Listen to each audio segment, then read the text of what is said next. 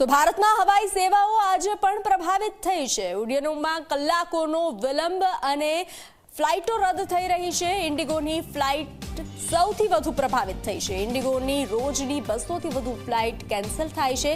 હજારો મુસાફરો પરેશાન થઈ રહ્યા છે।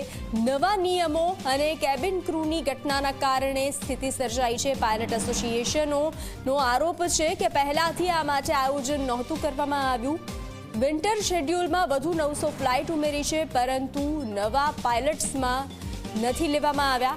તો ઇન્ડિગોનો દાવો છે કે 48 કલાકમાં આ સ્થિતિ સામાન્ય થઈ શકે છે। મુસાફરોને ફ્લાઇટ સ્ટેટસ તપાસવાની અને 4 થી 5 કલાક વહેલા એરપોર્ટ આવવાની સલાહ આપવામાં આવી છે।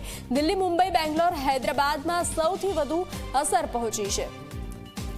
તો ઇન્ડિગોની જે ફ્લાઇટ રદ થઈ રહી છે, લેટ થઈ રહી છે, તેને લઈ મુસાફરો પરેશાન થઈ રહ્યા છે। તો ફરી ભારતમાં હવાઈ સેવાઓ આજે પણ પ્રભાવિત થઈ છે। ઉડ્ડયનોમાં કલાકોનો વિલંબ અને અનેક ફ્લાઇટ્સો રદ થઈ રહી છે। ઇન્ડિગોની ફ્લાઇટ્સ સૌથી વધુ પ્રભાવિત થઈ છે। ઇન્ડિગોની રોજની 200થી વધુ ફ્લાઇટ્સ કેન્સલ થાય છે। હજારો મુસાફરો હેરાન પરેશાન થઈ રહ્યા છે। નવા નિયમનો અને કેબિન ક્રૂની ઘટનાના કારણે આ સ્થિતિ સર્જાઈ રહી છે। પાયલટ એસોસિએશને આરોપ છે કે પહેલાથી આ માટે આયોજન નહોતું કરવામાં આવ્યું। વિન્ટર શેડ્યુલમાં વધુ 900 ફ્લાઇટ ઉમેરી છે, પરંતુ નવા પાયલટ્સ નથી લેવામાં આવ્યા। ઇન્ડિગોનો દાવો છે કે 48 કલાકમાં આ સ્થિતિ સામાન્ય થઈ જશે।